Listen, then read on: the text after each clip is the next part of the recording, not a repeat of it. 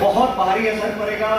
इन विधानसभा के चुनाव के जो नतीजे आएंगे उसका लोकसभा पर बहुत प्रभाव पड़ेगा।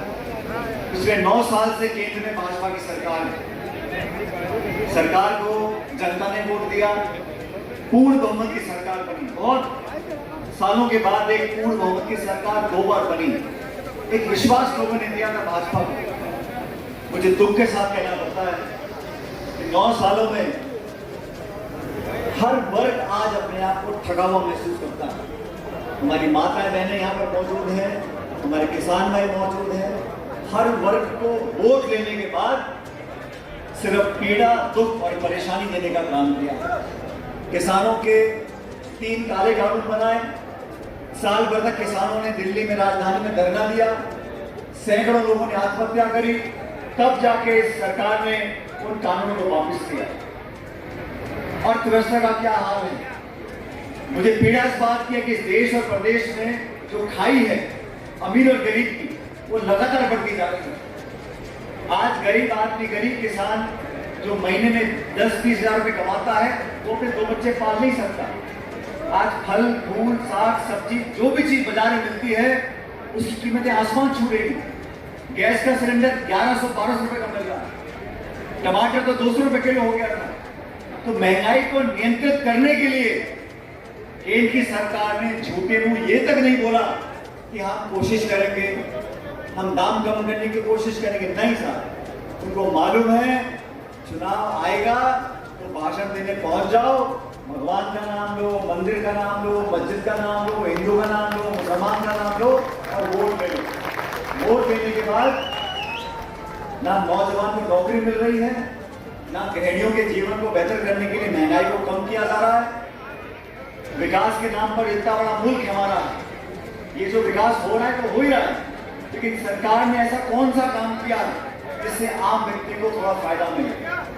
मैं मनमोहन सिंह जी की सरकार में मंत्री थे, हम लोग नरेगा लेकर आए, गरीबों के लिए योजनाएं लेकर आए, आयोजन ऐसा करते थे कि जो गरीब आदमी उसकी जेब तक पैसा पहुंचे।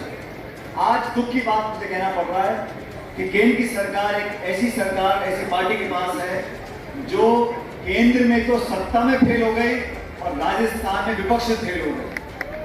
मैं परसों टोंक में गया था, वहां मैंने बोला, मैंने कहा ये भाजपा के नेता दिल्ली से आ रहे हैं और राजस्थान की बीजेपी को हिला हिला के जगाने की कोशिश कर रहे हैं, लेकिन ये पार्टी जगने वाली नहीं है। राजस्थान में बीजेपी का जो हाल है आपके सामने। लोकतंत्र में विपक्ष की पार्टी का एक बहुत बड़ा भूमिका होती है, सरकार की भी होती है, विपक्ष की भी होती है। दुख इस बात का कि सदन के अंदर विधानसभा में या सदन के बाहर भारतीय जनता पार्टी ने अपनी जिम्मेदारी को निभाया नहीं। जब दिसंबर में चुनाव होंगे, पिछले 25-30 साल से क्या हो रहा है? 5 साल सरकार कांग्रेस की बनती है, 5 साल भाजपा की बनती है। ये लगातार 5-5 साल का क्रम चलता आ रहा है। मुझे ऐसा एहसास हो रहा है इस बार कि 2023 में इतिहास रचा जाएगा और पुनः कांग्रेस पार्टी की सरकार यहाँ बनेगी। इसलिए बनेगी कि हम लोगों ने अपने अपने क्षेत्रों में काम किया है। मुझे कहने में कोई संकोच नहीं है। राकेश पारिक साहब हमारे विधायक बनकर गए मसूदा से। इन 5 सालों में सचिवालय हो, मंत्री का घर हो, मंत्री का दफ्तर हो, उसके पीछे पढ़ कर पानी हो, बिजली हो, चिकित्सा हो, स्कूल हो, सड़क हो, जो भी हो, पारिक साहब ने उनके प्राण के लिए मंत्रियों के, लेकिन आपके क्षेत्र में काम करवा कर लेकर आए हैं। मैं उनका बहुत साधुवाद देना चाहता हूँ। जब मैं सरकार में था, मैं इसलिए कह रहा हूँ, जब मैं सरकार में था तो मेरा भी कुर्ता छोड़ा नहीं। विधानसभा के अंदर, सचिवालय के अंदर खींच के सड़क, हैंडपंप, बिजली, पानी जो करा सकते थे मसूदा के लिए कराया। और मेरा भी मसूदा के प्रति दिल में खास जगह है, इसलिए जितना ज्यादा हो सका हम लोगों ने मसूदा विधानसभा क्षेत्र में काम करने की कोशिश करी है। तो साथियों, चुनाव के अंदर बहुत सोच समझकर हमें अपने मत का प्रयोग करना है। और मैं जानता हूं कि पिछली बार जब विधानसभा चुनाव हुए थे तो इस क्षेत्र से बहुत लोग चुनाव लड़ गए, लेकिन आपके आशीर्वाद से कांग्रेस पार्टी जीत कर गई। और ये बात जो पारिक साहब ने बोली है, मैं भी दोहराना चाहता हूं। तरह तरह की बातें आएंगी, कोई चर्चा करेगा, कोई संवाद करेगा, कोई घोषणा करेगा, कोई अफवाह फैलाएगा।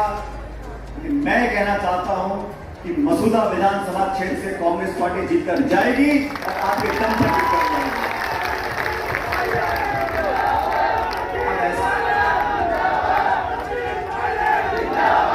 जब चुनाव आते हैं उससे पहले बहुत सारे चुनाव से ठीक पहले